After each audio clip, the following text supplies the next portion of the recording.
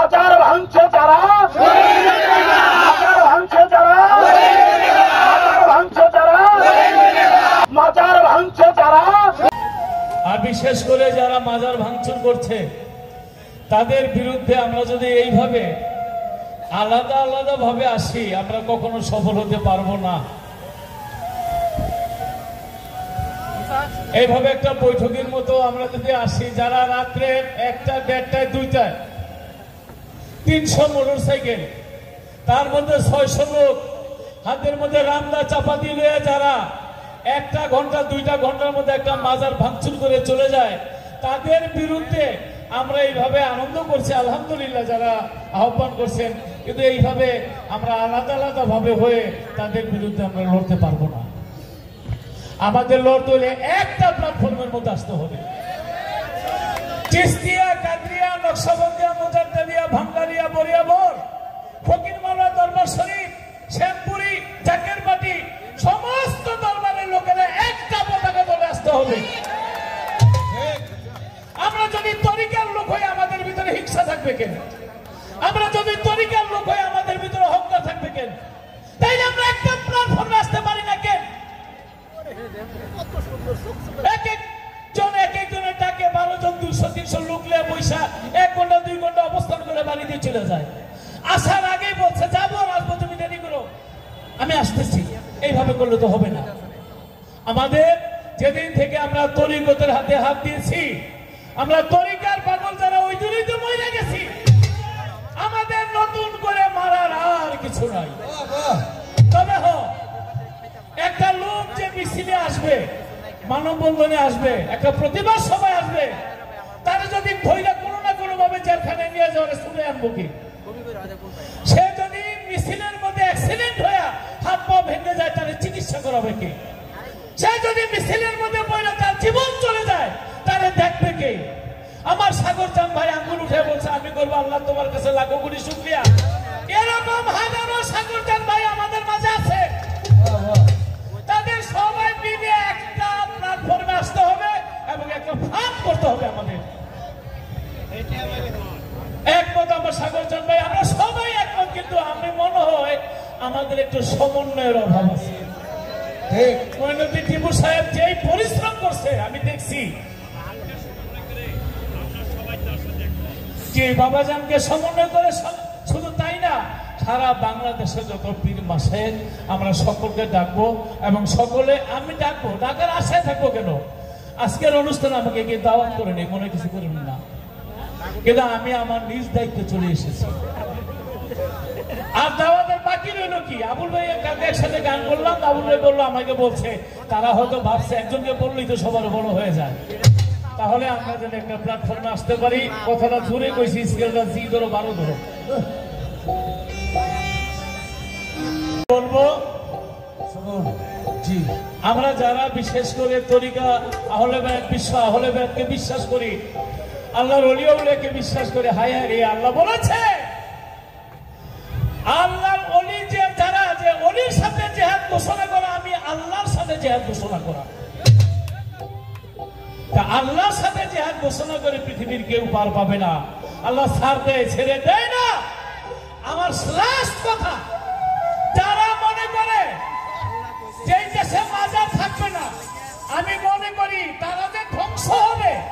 প্রত্যেকটা মানুষকে আল্লাহ ফুলের মালা দিলে একটা ব্যবস্থা করে দেয়।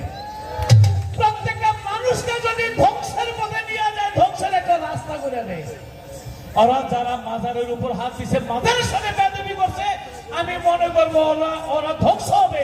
আল্লাহ তাদের ধ্বংস করবে, একটা রাস্তা তারা করে নিল ওদের সাথে বেয়াদবি করে। ধ্বংসটা তারা করে নিছে। ও হাবিরা মাজার ভাঙে কে, ওদের ধইরা আইনের হাতে তুলে দেন। ও হাবিরা এজি দিনা মাজার ভাঙে কে,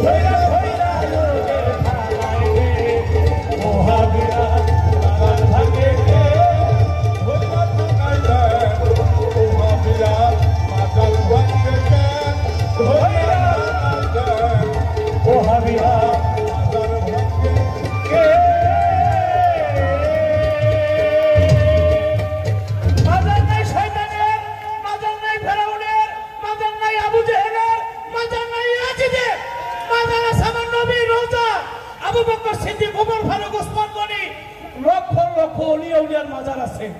এই মাজার ছিল, আছে, থাকবে, ওরাই থাকবেন একদিন। আলাইকুম। বাংলাদেশ বাউল সমিতির অনেক সদস্য, অনেক কর্মকর্তা আমরা এসেছি। আমাদের পাশেই বসে আছে বাংলাদেশ বাউল সমিতির সম্মানিত সেক্রেটারি সাগর চান, আমাদের সহসভাপতি সুনীল কর্মকার বাবু আসছে, সিনিয়র সহসভাপতি, এবং আমাদের আলেয়া বেগম সহসভাপতি, আলমাজ সরকার কেশিয়ার, আরো অনেক আছে এখানে। তো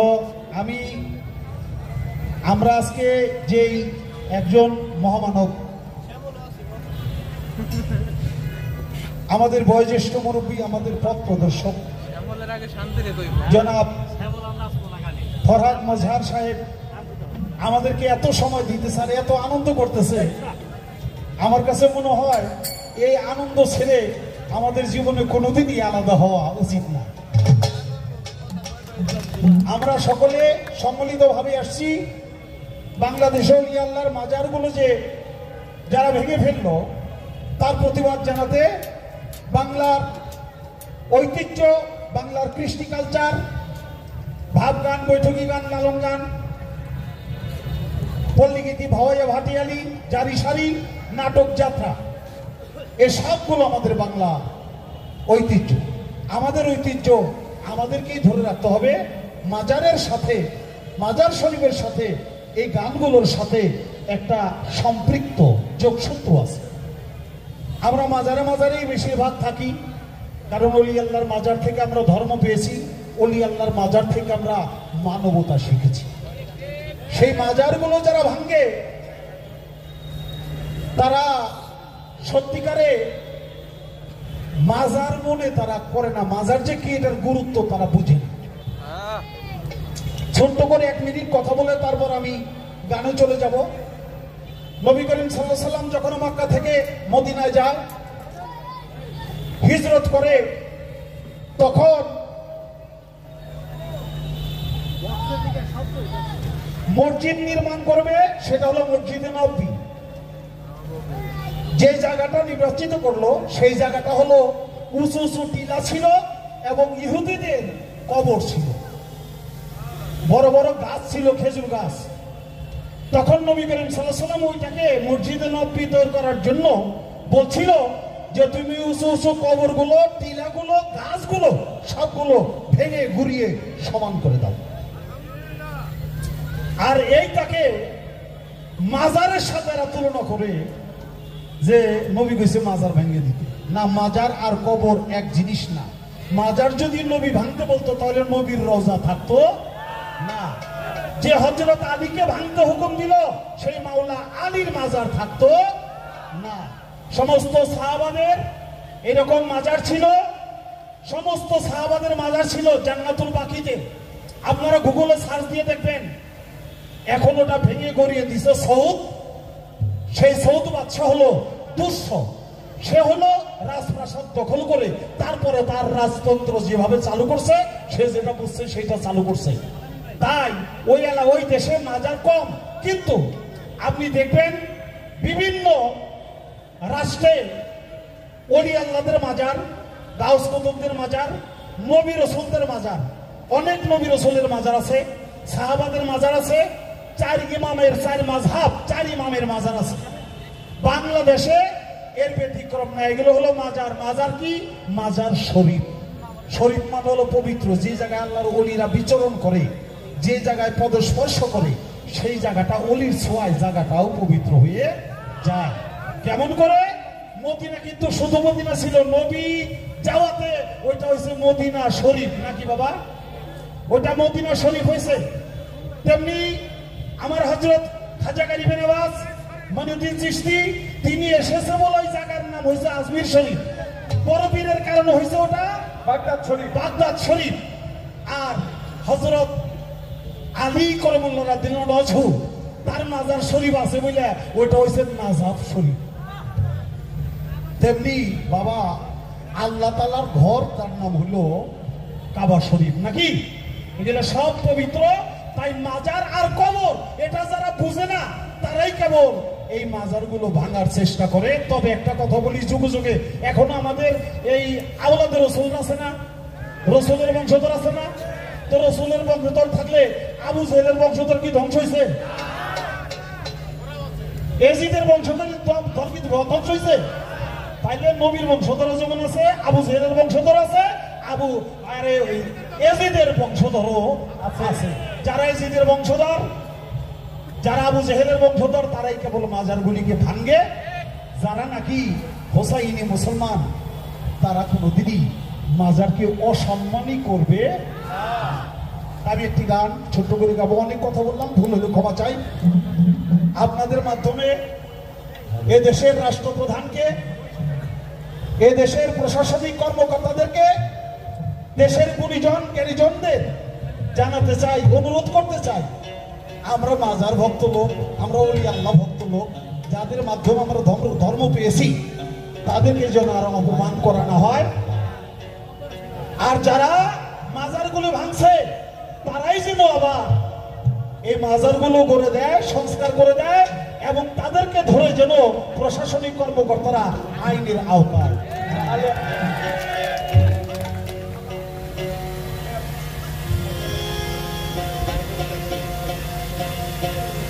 তো আমি এই সংক্রান্তে একটা গান, আমার লেখার বহু আগে আমি গানটা করি। মাজারকে কবর বলে কারা, মাজারকে কবর বলে কারা,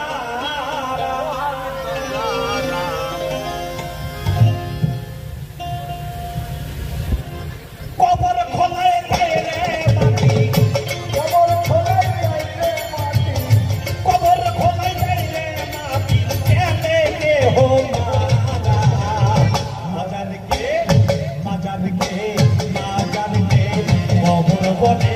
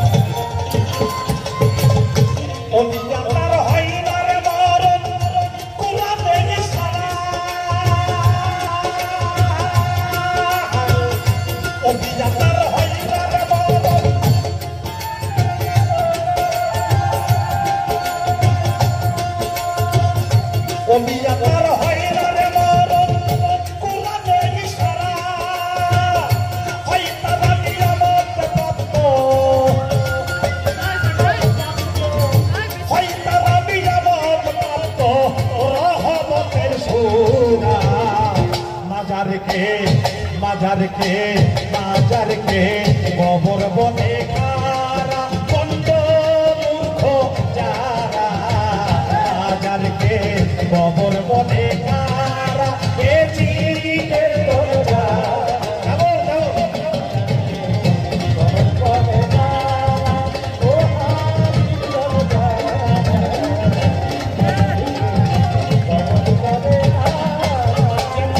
কোরআন শরীফ, মদিনা শরীফ, মক্কা শরীফ, মদিনা শরীফ, মাজার শরীফ সেনা,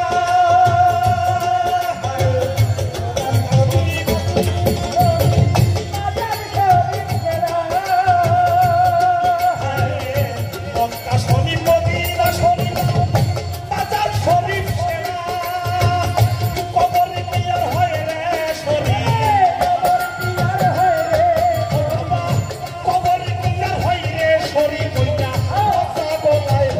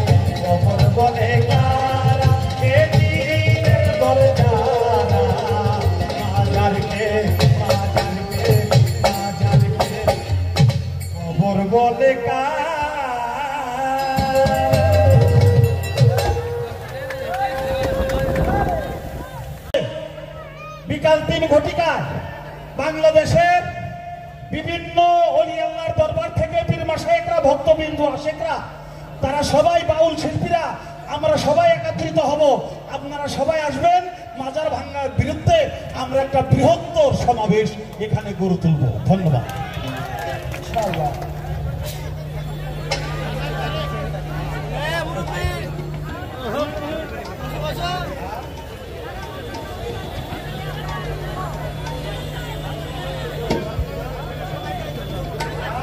সবাই আচ্ছা, তাহলে সবাই গাবে একটি গান। হ্যাঁ, এইখানে, হ্যাঁ এখানেই। এই ওলি আল্লাহর বাংলাদেশ, এই শহীদ গাজী বাংলাদেশ, রহম করো আল্লাহ, রহম করো আল্লাহ, রহম করো আল্লাহ, রহম করো আল্লাহ। এই ওলি আল্লাহর বাংলাদেশ, এই শহীদ গাজী বাংলাদেশ, রহম করো আল্লাহ, রহম করো আল্লাহ, রহম করো আল্লাহ, রহম করো আল্লাহ। আমরা তোমার প্রেমের শহীদ যারা, তোমার প্রেমের শহীদ যারা, আমরা তাদের বংশধর, আমরা তাদের বংশধর, তাদের পথে কবুল করো আল্লাহ, কবুল করো আল্লাহ, কবুল করো আল্লাহ, কবুল করো আল্লাহ। এই ও আল্লাহর বাংলাদেশ, শহীদ বাংলাদেশ, রহম করো আল্লাহ, রহম করো আল্লাহ, রহম করো আল্লাহ। এই শাহজালালের বাংলাদেশ, শাহপরানের বাংলাদেশ, শাহজালালের বাংলাদেশ,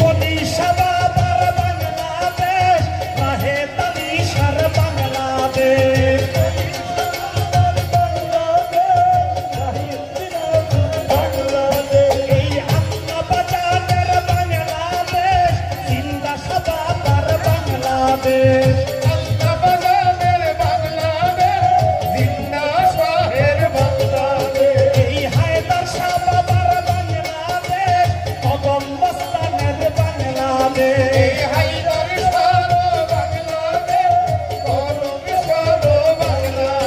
এই ল্যাংটা বাবার বাংলাদেশ সলেমান বাবার বাংলাদেশ এই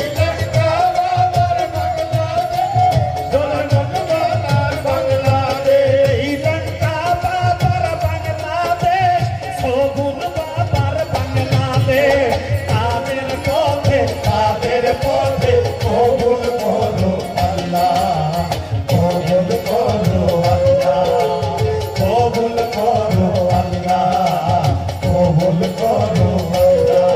এই আল্লাহর বাংলাদেশ, শহীদ গাজীর বাংলাদেশ, কবুল করো আল্লাহ, কবুল করো আল্লাহ, কবুল করো আল্লাহ। এই কবি নজরুলের বাংলাদেশ, রবীন্দ্রনাথের বাংলাদেশ, কবি নজরুলের বাংলাদেশ, রবীন্দ্রনাথের বাংলাদেশ, এই জসীমউদ্দিনের বাংলাদেশ, সাইকোবাদের বাংলাদেশ, জসীমউদ্দিনের বাংলাদেশ, ফারহানের বাংলাদেশ, এই জসীমউদ্দিনের বাংলাদেশ, আরে ফরহাদ ওসমানের বাংলাদেশ, জসীমউদ্দিনের বাংলাদেশ, ফরহাদ বাংলাদেশ, এই ওলি আল্লাহর বাংলাদেশ, সাধু গুরুর বাংলাদেশ, ওলি আল্লাহর বাংলাদেশ, সাধু গুরুর বাংলাদেশ, কবি জসীমউদ্দিনের বাংলাদেশ, রবীন্দ্রনাথের বাংলাদেশ, জসীমউদ্দিনের বাংলাদেশ, তাদের পথে কবুল করো আল্লাহ, কবুল করো আল্লাহ, কবুল করো আল্লাহ, কবুল করো আল্লাহ। এই আল্লাহর বাংলাদেশ, এই শহীদ গাজীর বাংলাদেশ, কবুল করো আল্লাহ, কবুল করো আল্লাহ, কবুল করো আল্লাহ, কবুল করো আল্লাহ, কবুল করো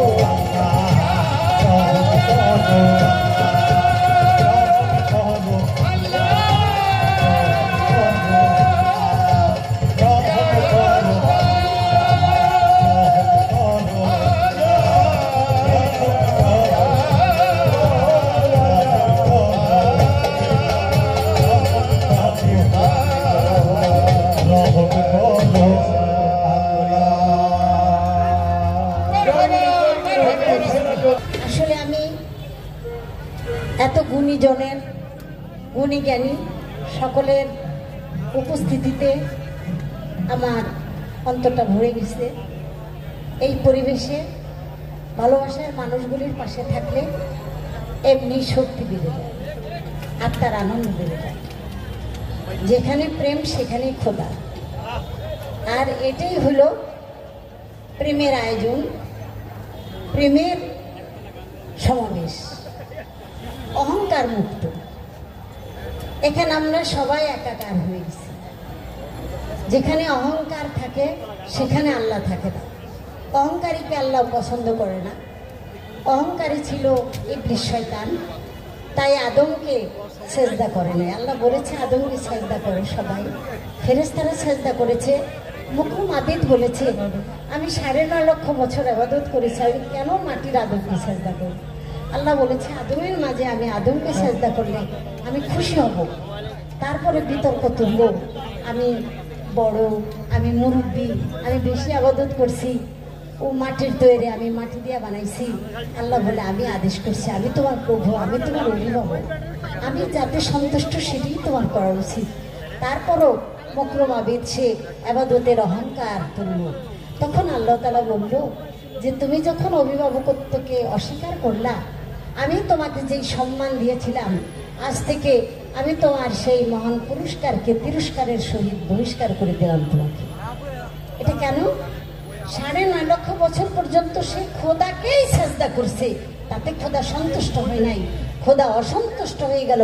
আল্লাহর প্রতিনিধি, আল্লাহর সেই আদম আদমকে সেজদা করে নাই, তাই আল্লাহ তাআলা তাকে নাফরমান বলল এবং ধর্মে মৃত ঘোষণা করলো, কাফের পরিগণিত করল।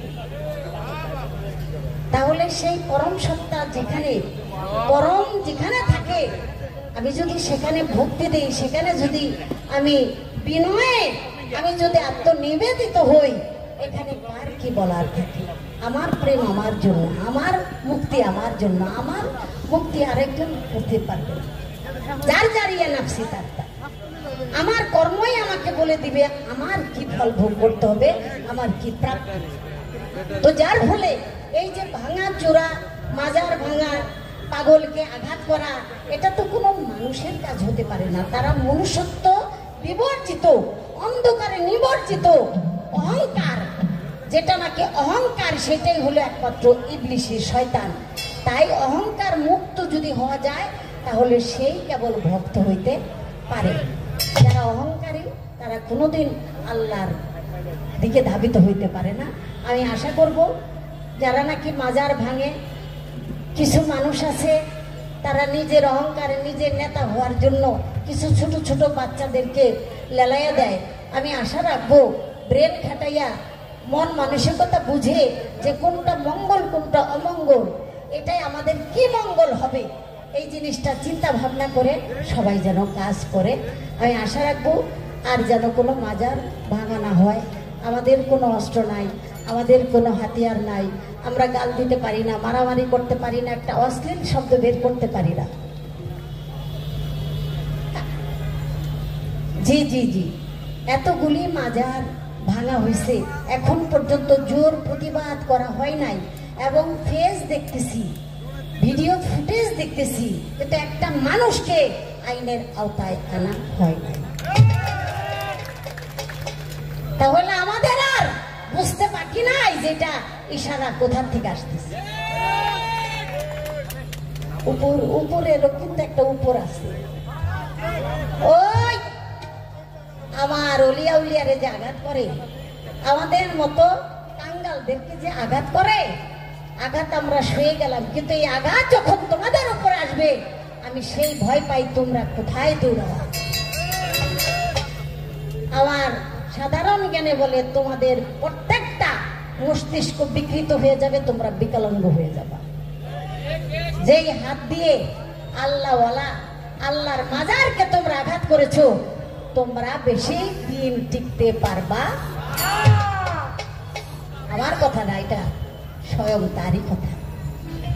তাই আমরা আশা রাখবো আমরা যেন আর এই গর্হিত কাজগুলি না করি, আমরা যেন মানবতা শান্তির মধ্যে থাকতে পারি।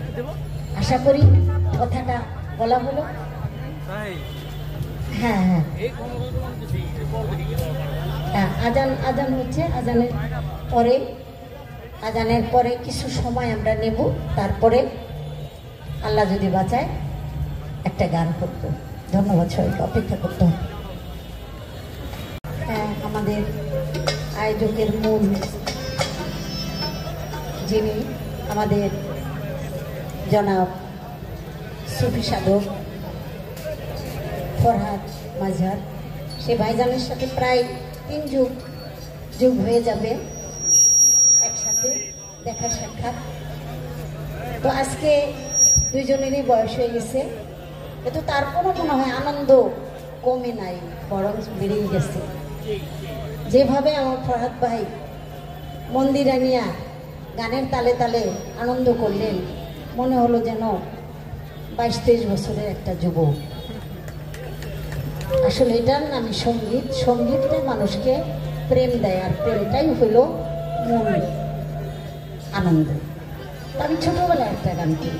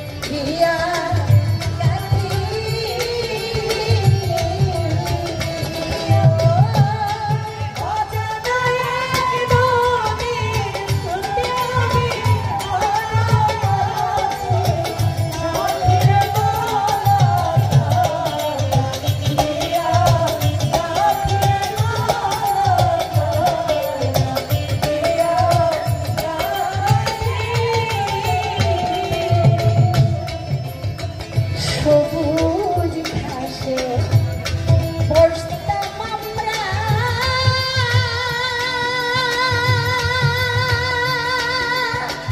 ও শুকনো শাড়িরা চল পাতি